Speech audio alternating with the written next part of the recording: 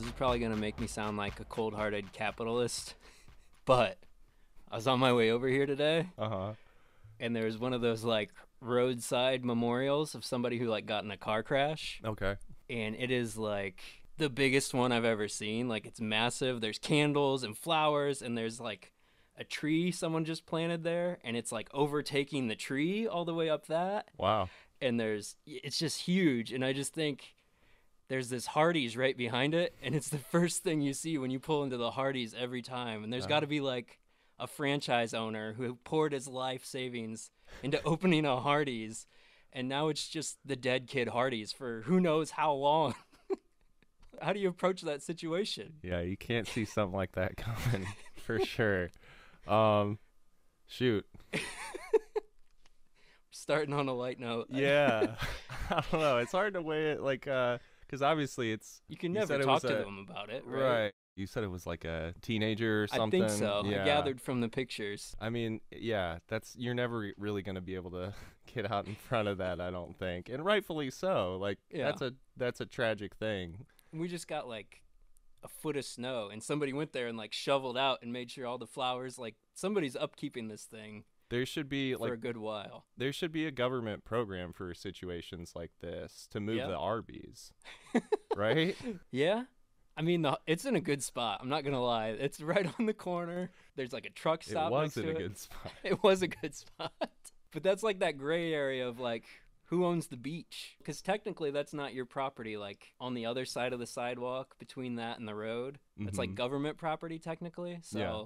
I mean, you can put as many little white crosses as you want, right? On the government property? Without Hardee's dude coming out and like, get this out of here.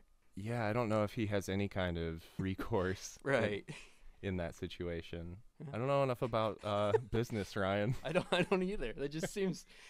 Maybe it's just because my dad opened a business that I'm cognizant of this, where I'm like, man, if somebody put this giant memorial, I know that'd really bum him out. But obviously it's a bummer to have a dead kid also, so what do you do? Yeah, it's hard to like speak up when you're the Arby's person and say, what about me? Right, exactly. Do you think the memorial is dissuading anyone, though? I don't know. At the end of the day, if you're the kind of person that eats Arby's, maybe you're just going. Like, I got 15 minutes to kill, I'm going to go to Hardee's, and then you see that, and you're like, what am I doing? Like, oh, wait, you said Hardee's? Yeah, it's Hardee's. Oh. Which is even more rare. I feel like I keep saying Arby's. You do, but it's okay. That's not... It doesn't really matter. No, it doesn't matter. It could be anything. But Hardee's are more rare, so I feel like it is a little more significant. You've got the only Hardee's in town, and... So then they're probably okay. Right? Maybe. It's different than it being an Arby's, because you could go to a different Arby's. That's true. The parking lot is very empty. I drive by it a lot. I don't know if it's been more empty since the shrine went up. Right. But... We don't know what a typical Hardee's parking lot looks like. I don't know the last time I've been to a Hardee's. That's the Star, right? Yeah. Yeah. Honestly, I don't think I've ever been to a Hardee's, but... At all? Well, if you count Carl's Jr. Oh, as okay. Hardee's, there you go. Then yeah. That's like their sister company, right? Yeah, it's just like the Western version. Yeah. Rallies does that with Checkers, right? Yeah. This was like when I was trying to be vegetarian on tour, which can be difficult. I went there and they were advertising a veggie burger, and I ordered it. And it was a bun with lettuce on it. Nothing else? Yep. Not even like a sauce? No. No, they made me pay for that. It was bad. It's good that the vegan options have come a long way since the bun and lettuce sandwich from Hardee's. No, I mean, back then, like, Burger King had their veggie burger going on. They had, like, the lettuce wraps, right? This was like more like a Boca type thing that Burger King had. Yeah. Nice. And so that's what I was kind of expecting Carl's Jr. would have, but they did not. That seems reasonable to expect something besides lettuce in your sandwich. So we talked a little bit last time about When We Were Young Fest. So they've expanded to 3 days now. You called it, man. Yeah. Yeah, you were right. 60 bands in one day with 3 stages, 13 hours was not going to work, obviously. Yeah, but the fact that, like, they didn't know that from the beginning is so scary. Yeah. You know? What else do they not know? But I also saw something that made When We Were Young Fest look like a really good idea. Oh, yeah? It's called the Emo's Not Dead Cruise. Let me read this little paragraph from the website. See if this sells you. It was never a phase, Mom. Grab your blackest eyeliner, tightest skinny jeans, and join Matt Cutshaw and friends aboard the Emo's Not Dead cruise, sailing November 8th through the 12th on Norwegian Jewel from Los Angeles, California to Ensenada, Mexico. Brace your fragile heart and get ready for 4 memorable days that will bring tears to your eyes, even more than usual. Don't miss your chance to party, mosh, weep, and scream with Dashboard Confessional, Under Oath, Newfound Glory, and more. So it's like all the people that got left off when we were young fest are stuck on this boat. Right. Yeah. Hawthorne Heights. Under Oath's a big one. I was surprised they weren't on the When We Were Young fest. Yeah. That's a decent lineup. Yeah. Were you ever into any of those bands? Maybe Newfound Glory for a minute. Me I don't too. know if I ever got into Dashboard Confessional. No, I never really liked them. I saw them at the Coliseum. Remember that?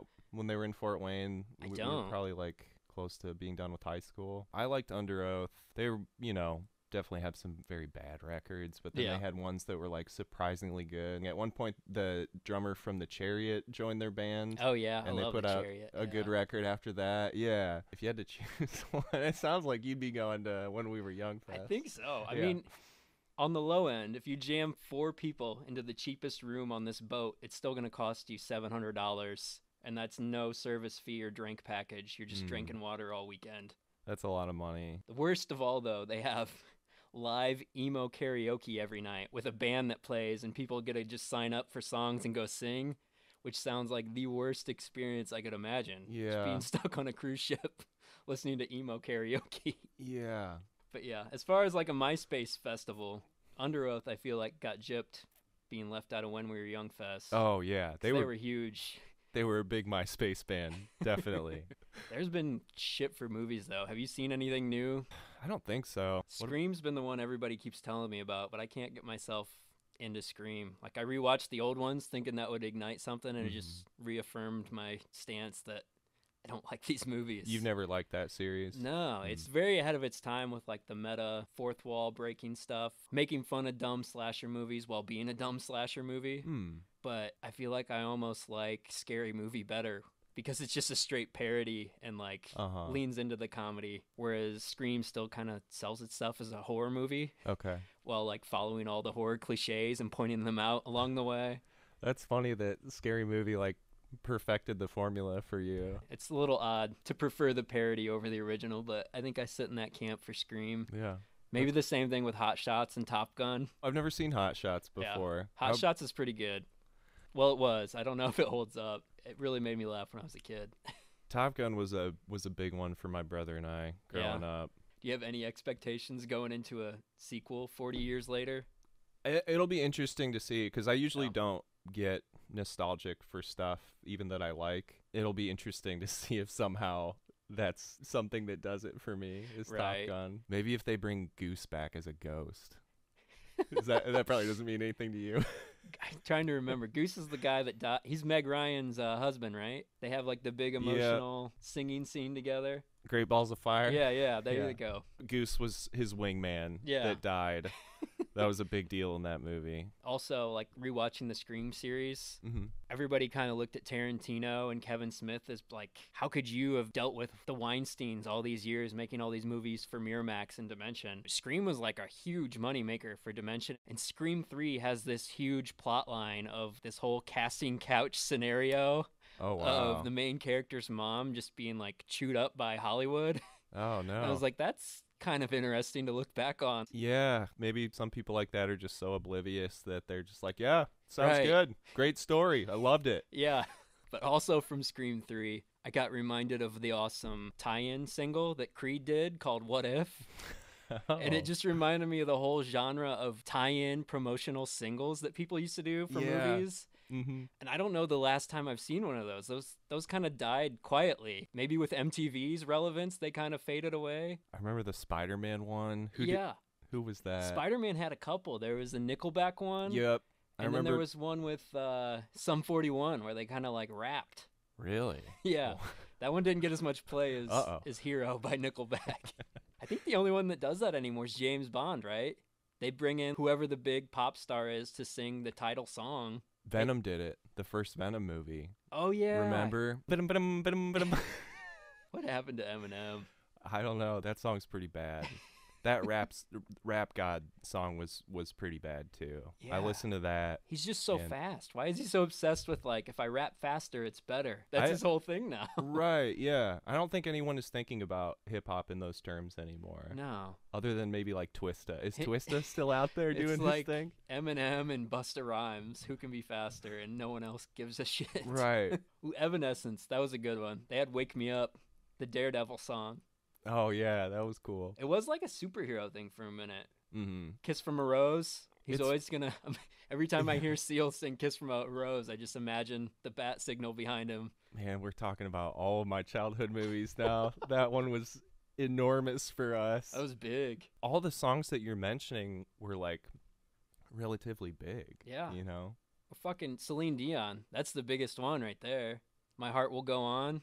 What was that for? Titanic. That was like, she wrote that for that movie? oh yeah. Oh my gosh. Dude, that was because it was like that movie and that song were #1 on the charts for so long together. Wow, I didn't know that. It was huge. You used to That's get like funny. a package deal with Will Smith. He would sing you a song with the name in the title. Did Wild Wild West end that? He stopped doing it after that. I think so. Oh man. If you could see him do it for like one of his any of his movies, what would it be? King Richard, y'all. King Dick if you nasty. Viola Davis laid out the plan, and good lord, they ought to call this a Suicide Squad. Okay. Shoot. What about one of the ones where he's like a really depressed dad or something? Those would be deep. Yeah, Pursuit of Happiness. Yeah, is that the one I'm thinking Yeah. of? Oh, He God. did that, and he did 7 Pounds, which seemed like it was the same movie, but not. I never Yeah. saw that one. It was at least marketed almost identical as Pursuit of Happiness. It's hard to tell those two apart. Have you seen any of the promos for the dramatic Bel Air reboot? No. He's producing a remake of The Prince of Bel Air, but it's serious. It's not a comedy. Is anyone else coming back for it? He's not in it. It's like a redo. He's just Gotcha. producing it. Uncle Okay. Phil's really skinny and he looks angry all the time. He's dancing in the promo, but he looks really serious about it. Huh. Like, He was dancing very aggressively, and I don't know how I'm supposed to take this seriously. yeah, I want to know what that's about. But Peacock announced, like, I think they lost $1.7 billion last year. All their shit is rebooted concepts of, like, Bel Air and Punky Brewster. Yeah. And they're all terrible. Like, why is everyone so risk averse? I mean, does anyone give a shit about Saved by the Bell? Oh, yeah, they made a new one of those, right? Yeah. Or Punky Brewster? Like, I never watched those No. shows to begin with. me neither. I So. hated them when they were on air. Like, Yeah, yeah. They they're didn't look rebooting terrible shit to start with. right. Is there any series like you think would be a good idea to reboot? The only one I could come up with was maybe do like a 20, 30 years later Freaks and Geeks. If you could get that cast back, grown up, like dealing with their kids, it would be very expensive probably to get like Seth Rogen and, well, they'd probably ostracize James Franco. You could write that into the script. He got weird. He's not a part of the group anymore. Yeah, that would make sense. I could see that one maybe. But other than that, like, even the Beavis and Butthead stuff that I've seen, like, it's a cool idea, but like going back and watching Beavis and Butthead doesn't hold up really. No.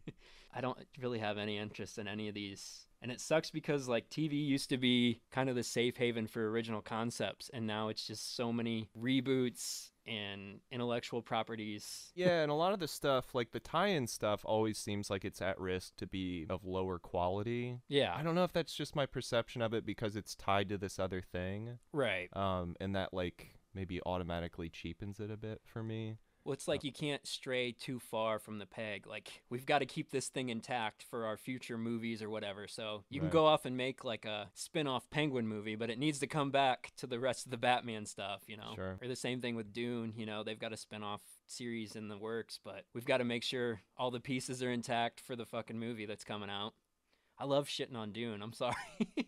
Oh no, I'm right there with you at this point. Yeah, I had kind of forgotten that they were doing a spin-off series for Dune, and I'm shaking my head at that. I think actually we talked about Godzilla. There's a Godzilla series coming to Apple, I heard, which I don't know how you make a serialized version of that. It's gonna look terrible. Like what? The whole thing is just built around like destroying cities and this big confrontation. How do you stretch that into a season? Yeah, well, and how do you have the CG budget right and not just look like horrible? Oh. Just hide him in the sewer for the whole movie. Like it's gonna be raining the whole time. right.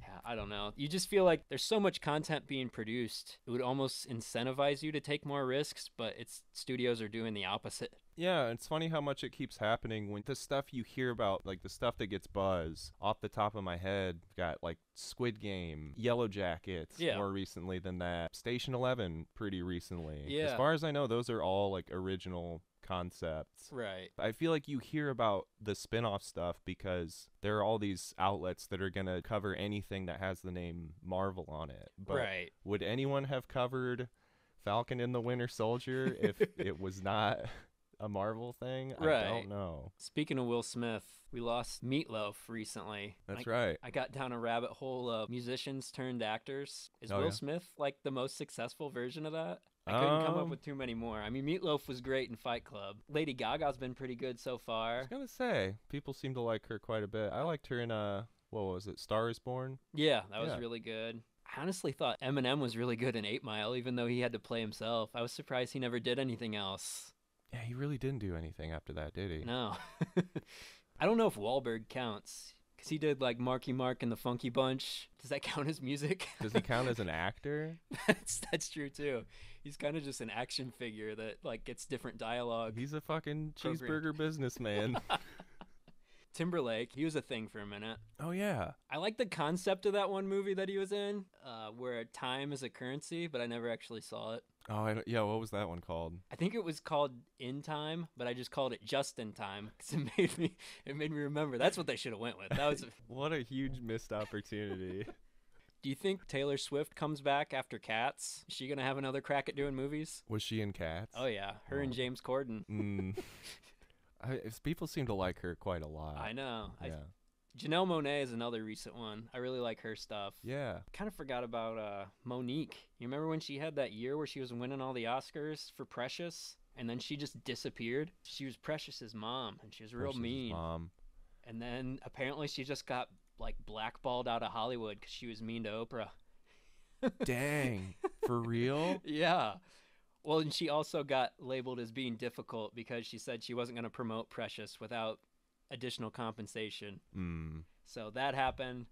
And then Oprah had an episode where she wanted to talk to Monique's mom and brother, both of which who abused her when she was a kid. And Oprah cleared the brother with Monique, but then like snuck the mom onto the show too and was like, that shit's not cool. No. I didn't approve that at all. And then, yeah, once you fuck with Oprah, it's over. No one ever saw Monique again. It's sad that qualifies as fucking with Oprah. When she fucks with you, when you question and you get mad. Yeah. When you question Oprah, it's over. So have you listened to any new music? Yeah. Let's see. I checked out that new Weeknd. Oh, yeah. You'd mentioned that it kind of has some One O Tricks flavors, yeah, which I'm a fan of. Fun stuff to listen to. I've never listened to The Weeknd before. Yeah. So this was my introduction. Felt like there were some good hooks. It had some good bounce to it, like the tracks themselves. You told me that there was some obvious One O Tricks inspiration. Yeah. I wasn't quite prepared for the start of the record to be like this framing device of this is on a radio station. Right? It's pretty ambitious for a pop record to have this whole through almost concept album. Yeah. And then you've got the nice outro from Jim Carrey, kind of end caps it all really well. Was there enough variety for you, or did it start to feel like maybe too many dance numbers? Or no, I felt like this, I would say After Hours has more standout tracks that are probably like gonna go down as what he's remembered for. Sure. But I think this, as a cohesive album, is much more complete. But I hope it doesn't just get brushed off for that reason, though, because, what was that? Blinding Lights, I think, was one of the most successful singles of all time. That's tough, man. I feel like the majority of people are more oriented to, like, having 3 good songs on an album. Yeah. But people like us want to have like this good collection. The whole package is just great, you know? I'm afraid, yeah, people are going to hear the singles off this and be like, oh, it's not as good. But right. This record is really fucking good. I liked it. So Andrew Meredith on the show with us today. What's up, you guys? CEO at Less Than Local. Yes. How did this company start? I started with my buddy Squid, Michael Buchanan. we moved to LA. We kind of wanted to make our own crew. So then we became less than local, transplants. Just started as like, I don't know, an accepting space for people that weren't from around here. So. Right on. So how did you go from just, a group of out-of-town kids to actually producing skateboards that are in fucking CCS? CCS is the best. We just linked up with some skate shops. Kingswell helped us out. They kind of gave us some manufacturers. Went through the spot in Huntington Beach, and then we went to our new manufacturers called Clutch. They're in Mexico, and they've been great to us. And we pump out the graphics, they make the boards, and then we just give them to the riders. So even though you're a big shot, you're still doing the design work? Yes, sir. I usually just like do a sketch and then ink it out and then pass it over to Squid, and he finalizes it all. So what would you consider like your biggest success with Less Than Local? Is it getting into CCS, getting Little John to sport your Make America Skate Again hat? That was Lil Wayne, my guy. Oh, Lil Wayne. That's in 3 music videos. Wrong Lil. Ariana Grande, 2 Chainz, and a Chance the Rapper music video. Damn. Wow. And we had Amanda Bynes hit us up, and she wanted a hat, and I told her she had to send me a clip of her doing a kickflip. She never sent it, so she didn't get a hat. Oh, man. Oh, she just asked for one for free? Yeah. What I was the like, you're hell? not getting that. But I'd say probably like my biggest accomplishment was probably the Less is More video. Yeah. It was like 48-minute video. We all worked really hard on it. It took like 4 years. Through a huge premiere underneath this bridge in Frogtown. Like 300 people came. It was really sick. That's awesome. 48 minutes. Yeah. That's a lot of footage. It's a lot of footage, and it's all VX, so just really proud of that. Just capturing tapes alone took forever. Sure. What were some of your favorite skate videos growing up? Flip Sorry for sure. That's Yeah. probably my favorite video. S. Menigmati, excellent dude. CKY. Yeah, for sure. When that song kicks in, when Ardo's part, that's the best song. Ultimate hype. Baker 3 was big in Busco. I remember that one hitting. Yo, Baker 3 hits hard in Busco. What was that little diner we used to go to? The Ramble? Yeah, the Ramble Inn. Yeah, that thing's gone. It's a liquor store now. Oh, what a shame. I think it was always a liquor store low key. Yeah. Now it's just official. So are you still pumping out videos with the skateboarding series? So it's such a process for me to do these, but I'm sitting on 2 scripts right now and trying to get them made. So how'd you get hooked up with Kelly Moore? The cinematography on those ones are freaking awesome. Oh my God, he's a legend, right? I don't know if you saw the first episode, the kickflip one. That one's awesome. That lens that we shot on, it's like a anamorphic Panasonic from the 50s. I think there's only like 3 in the world. Really? Yeah, honestly. And that's all in camera. It's the most beautiful lens ever. And like somebody's stupid enough to let me film a skate video with it. But Kelly Moore's the best. I've been working with him for years. He's always been a DP. I've assistant directed for him. Anything he asks, I've helped out. So skateboarding was me to pull the favors. So when you first moved out to LA, you were trying to land some acting gigs, right? You got any funny audition stories you can share with us? Oh Christ. So many. Like literally have just walked out of auditions. Oh, them just asking, have you ever taken acting classes? Oh. I'm like, it's Christmas Eve and I am so hungover right now. I shouldn't be here anyways.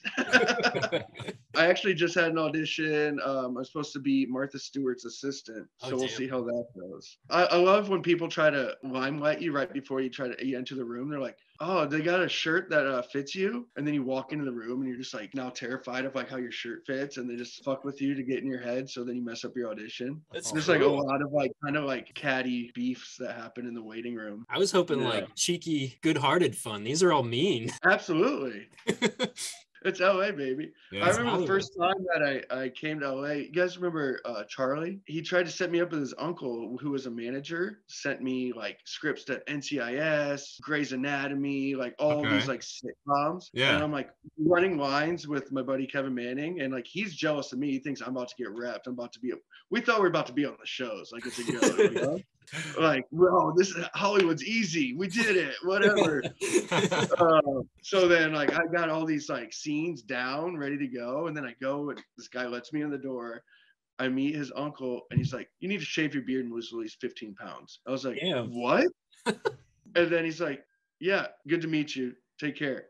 And that was it. And then took me out of the living room, walked me to the front door, and I left. And I go, what in the, can I cuss? Yes. What in the heck just happened? You know, I was like, this is what Hollywood is. I was like, this sucks. I'm moving back to Indiana. I'm starting a drinking problem for real. Like, I don't know what to do anymore. Didn't you have quite the journey just getting out to California, like physically? Didn't your car break down? Absolutely.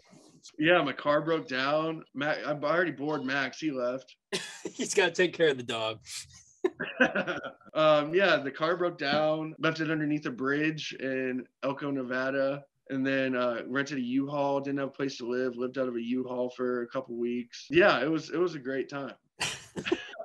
I remember when my car broke down in Elko, this truck of like 5 dudes just rolled up. They're like, "Make sure you lock your doors, boy. This ain't Indiana." I was like, "What is going on?" Nevada's no joke. Worst place I've ever been. So what's been like the funnest set you've got to work on? I saw on your IMDb you got to work on Jumanji. What the hell's that about? Yeah, I did the wardrobe for that actually. Nice. So take us through your daily routine of working on the wardrobe for Jumanji. So I did all the pre-costume builds. Okay. I worked with this guy, Harwood. He was the designer, just this fabulous man in his 50s. And I'd go to his house and he had like a whole like cut and sew operation in his basement. And we did like all the uniforms, like for the bad guys, like the reptile dude, and he had like scales on his like leather jacket, and like I would just be cutting so much of this foam and painting this foam and then make it look like leather and like real armor kind of stuff. And then I actually went to the fittings for it too, so that was really cool. It was a really cool experience, and I got to learn a lot just like with building and creating costumes and stuff, which was like a first for me. So it was cool. It was on such a big project. Yeah. It's awesome. So what are you doing now following around Nick Cage? Nick Cage? Yeah, I heard there might be some scuttlebutt. You're working with Nick Cage. Am I working with Nick Cage? I'm not working with Nick Cage. Oh, you're not? You're freaking me out. Did I say that? Did I lie about that? Where'd you hear that from? I thought I saw that in your Instagram story that you're going to start... I took a photo of Kevin Bacon, who was driving right behind me, but that was it. I remember that. Damn. Maybe I drifted into somebody else's story. I don't remember now. Yeah, that wasn't me. Sorry, bud. So back in the day, we met you in this ska-punk band called Take Sides as the trumpet player. How did you guys start a ska band in the middle of like the Christian hardcore movement? So I met Andy and Victor. They were, I think, seniors at Homestead. Okay. And we met through skating, and they knew I played trumpet. And so they just asked me to come play. We had a different drummer, this dude, Brad. And then we kicked out Brad, found Jordan, and then we became Take Sides. Yeah, so after Take Sides disbanded years later, Jordan's probably like one of the best drummers I've ever seen come out of Fort Wayne. Went on to do his whole pop thing with the Ready Set and Love Like Whoa. So you still talk to any of the other guys? I talk to Jordan every now and again. Yeah? You gonna go out to Vegas for When We Were Young Fest with him? I'm about to hit him up for tickets. Yeah. You have any good tour stories from traveling around the country so young in a ska punk band? Dude, that was one of the best times of my life, easily. Yeah. That was so fun. Jordan was 15, I was 16. Andy and Victor and Adam were probably like 40. But yeah, probably one of the best times on that tour was we were in New York City, and then we played in Brooklyn. We played at the Trash Bar, and the band that opened for us was Steve Buscemi's son's band. Oh, dang. And they were just so bad. They were terrible. But Steve Buscemi was there. And they had like the nicest equipment, like the best musical equipment. And we're all jealous, but they all were just the worst musicians. And so everybody was there to see them. And then we went on stage and everybody left except for Steve Buscemi, who like watched one song. And then we went to Times Square just to, check out the sexy M&Ms and everything else. And we went to TRL and we were just like jumping around in the whatever. Remember the pit when they looked down at the fence? And then Seth Green came out to the window and asked us to come up. I think it was me, Matt, the merch guy, and Victor, who was the bass player. They're like, some guy came and got us, like, you guys got to come up. Seth Green wants you up. We're like, what? So we got pulled up. They gave us a bunch of candy. We got to sit front row and just be on TRL and talk with Seth Green. And we were on TRL. We didn't play it, but we were on it. So was the empty show for Steve Buscemi like the least amount of people you guys ever played to? I would probably say so. Yeah, for sure. And it was a bar too. And like I'm 16, Jordan's 15. We were playing so many bars, and nobody gave a shit about these like ska kids. I remember you guys won a What's Up Whammy Award Do you remember like the dad band that beat you guys for like best rock band running in while you guys were playing? Like, screw you, kids. Oh yeah, dude. They were. God, what divorces have they gone through? You know, they only see their kids once every 2 weeks for sure. I just can't imagine being a 40-year-old rock band dude coming in and trash talking a bunch of 16-year-olds. Yeah, get back to school. I'm like, I do have school tomorrow. So I gotta ask you, because you guys started off very like skate punk, Suicide Machine style, and then you went super hardcore. What was that decision? I don't think I was a part of that. Yeah. We're at that meeting. Yeah, I wasn't at that meeting. I was Yeah. at the fucking kids table with my trumpet. I mean, the whole scene was moving towards hardcore though at that time. Yeah. It was an epidemic. It was almost a pandemic. Almost. Just the whole scene just moved towards hardcore, emo. I got my skunk tail. I fell right for it too. Swooping in it. Is there any reluctance from anyone in the band? Honestly, probably just me and Adam because we're the horns. So there's Yeah, what do we do now? you know, everybody else is playing the whole time. We're just cutting our fucking mic time. You and Adam made it work. You guys wrote some interesting stuff. Thanks, Max. Yeah, we tried for sure. And it was fun. It's like, I don't know. I've listened to it lately and I'm like, I'm very proud of it, honestly, as I listen to it as an adult. It's a little different, honestly. It breaks a lot of molds, I felt. Well, and the horn parts like distinguished you guys from the rest of the crowd too. Like that was what Yeah. gave it the most personality, I felt like. Oh, thanks, bud. Yeah, it was fun. And like I was just running around on stage, like every show. I had the energy. I remember I just like broke my eyelid. What is this? Eyebrow with my mouthpiece. And just had a goose. You could just watch the goose egg just grow on my eyebrow throughout the show. We talked about your worst show. What do you think was the best show Take Sides played? Dude, it was probably that show we played with Folly. I think Haste the Day and Folly. Oh yeah. Yeah, I think that was our best show. And then remember that one? There was a recording of it, but everybody got on stage. Yeah, that was the one I was gonna say. Yeah, that one was so fun. It was Horse the Band headline, which they're fucking amazing. And then you guys played, and it had I think it was Dave Barry's first show doing vocals for Agatha, which was just fucking awesome. That was a great insane. show. Such a good show. And what was that lyric? It was like, I punch came, you I right saw. there. Yeah. Yeah. I came, I hit you right there in the jaw. Yeah, that was so fun. We've come full circle back to Lil Jon somehow. Yeah, yeah. Dude, I just saw Lil Jon Yeah. Really? in Vegas. Yeah, that dude is making like $1 million a show. And he just goes, yeah. Yeah. The DJ. It's incredible. Yeah. It's quite the career, I'm trying to get to that level. right? Dude, and at that show, I had the band drop me off at a girl who came to see our show. She was 19 and she told her parents she was visiting colleges and came to our CD release. And the band dropped me off at her hotel after the show. And it was a good time. But there was a lot of firsts that night. So that's why it was the best show, huh? Yeah. It was so sick. Like this is what getting the trumpet gets you. It was great. You're a regular Miles Davis. Oh, So you still into ska-punk? What do you listen to? dude, I'll be honest. It's not gonna sound cool, but I've gotten into like vaporwave and like city pop and like this just like, have you heard about this vaporwave stuff? A little bit, yeah. I mean, it's not that cool, but it is just such an anomaly. It's so weird. Like, where did it come from? I don't know. Just trying to like expand listening. I don't like listening to music with English lyrics. I don't like people trying to tell me their stories anymore. Like, I don't want to like hear somebody talk, even if it's singing. I've just been listening to like a lot of instrumental and other languages, really. So what did you think of Jackass? Dude, Jackass was so much better than I thought it was going to be. Yeah. What'd you guys think? So here's the thing.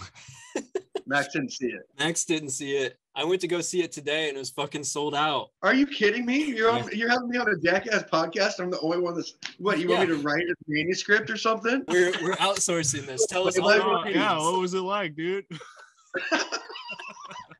Sick. What did we talk about? Like fucking Jaws or something now?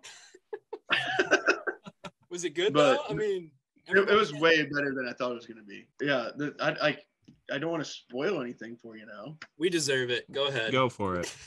This just actually just feels like a test of short-term memory at this point. You didn't see it either.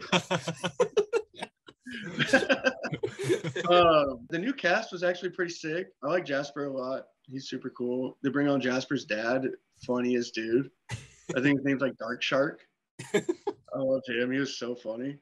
Pontius is the best. Always the best. Yeah. Who's your guys' favorite of the crew? Probably Pontius. Yeah. I always liked Yeah. when he did Wild Boys. I thought that was really funny.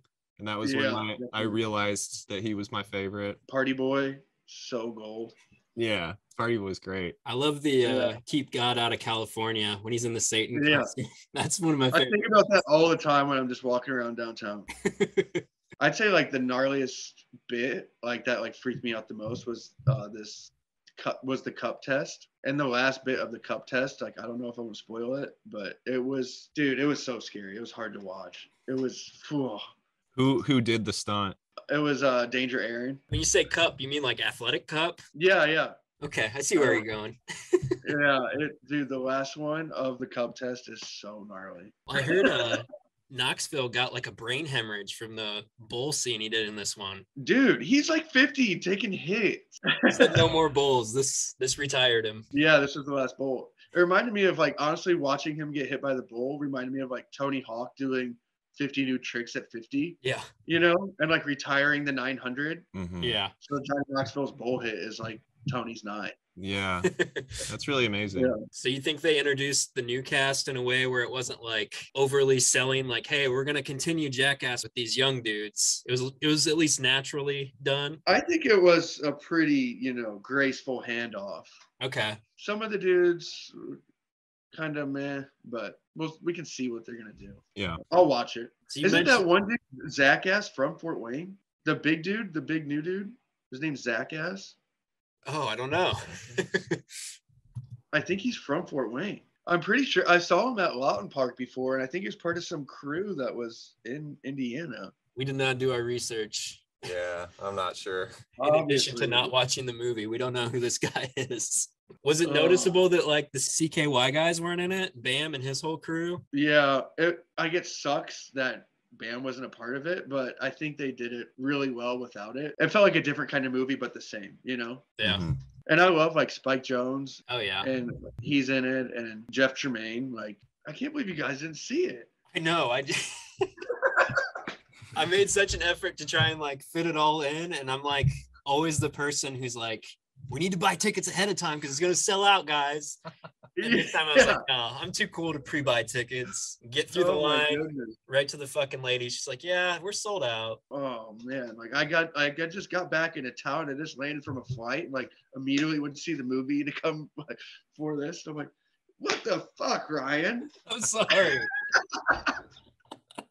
Excuse my language. Like Jackass came from Big Brother magazine. Yeah, I just read that actually. It was basically like an X-rated thrasher where like Pontius and Steve-O and Wee Man all met and worked together. It's so cool. Have you guys seen the documentary called Dumb? No. Oh my gosh, you guys got to see it. It's so good. And it's kind of like the birth of Big Brother magazine and then the introduction of how Jackass came from that. Nice. Yeah, I saw they did like an oral history piece, and Knoxville said he had an invitation to do his whole thing on Saturday Night Live the same time they were about to start Jackass, and he turned it down. Yeah, for sure. And the reason that he got into the Big Brother crew, because like he didn't skate, and Big Brother is a skateboard magazine.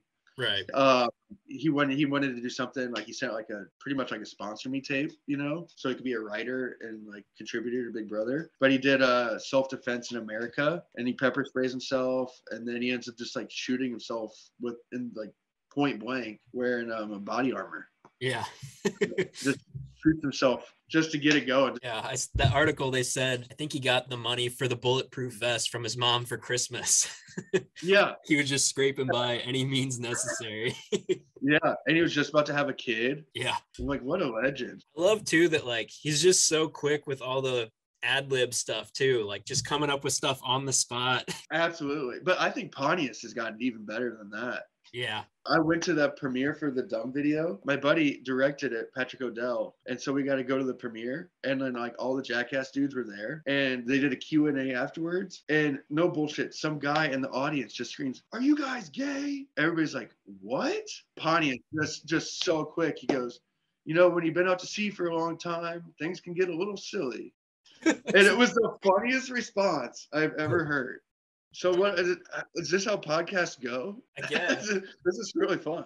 We don't know what we're doing either. We're kind of figuring it out. You guys are killing it.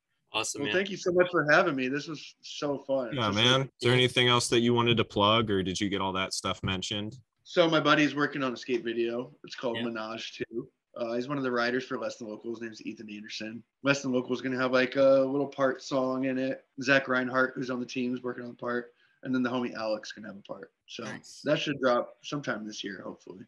Less Than Local, lessthanlocal.com. I don't know. Nothing with Nick Cage. Nothing with Nick Cage. Skateboarding. Working on some scripts. Working on some new skateboardings. Take Sides on Spotify or anything? Or is that CD only? It's CD only, but I'm trying to do it. Don't tell anybody else. I know this is a podcast. This is public info, but don't let them see this. You're not going to make much. It's okay. So if you get 229 plays on a Take Sides song, you'll make $1. Damn. Pretty fair. Oh, we spent $2 then. Yeah, so I don't think you're gonna have anybody coming to you for royalty checks there. InternetKilledTheVideoStore.com. That's a site, right? No, we don't have a URL. Yeah, you do. I've been on it. Yeah, it's a blog thing. It's a whole long thing. We haven't paid for an actual URL yet. Go, daddy, bro. I know. I'm living that Busco life. I'm too cheap. I'll send you $15 for a year, my guy. I already owe you 18 for the damn movie ticket. Well, then we'll make it 3. I don't know. What's the difference?